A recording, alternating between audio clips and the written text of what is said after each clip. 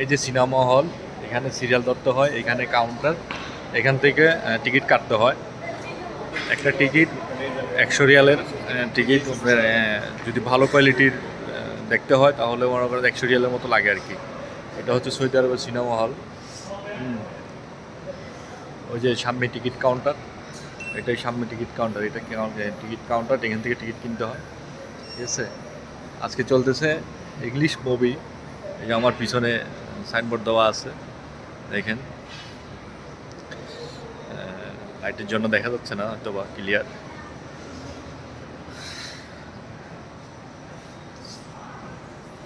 এই যে মুভিটা দেখেন কি অবস্থা। ইংলিশ মুভি চলে এখানে। এখানে যদি এই জায়গাটায় যদি আমাদের বাংলাদেশের সুপারস্টার শাকিব খানের যদি রাজকুমার ছবিটা হতো না, তাহলে হয়তো এখানে টিকিট পাওয়াটাই মুশকিল হয়ে যেত। ঠিক আছে, কিন্তু আজকে অনেক মানে একদম জাম নাই বললেই চলে সিনেমা হলে। মানুষই নাই তেমন একটা ইংলিশ মুভির কারণে। যদি আজকে একটা বাংলা মুভি হতো বা আমাদের সুপারস্টার শাকিব খানের একটা মুভি হতো, তাহলে কত সুন্দর লাগতো জায়গায়। বলে মুজানের মতো না। আমরা চাই যে রাজকুমার মুভিটা এখানে চলুক।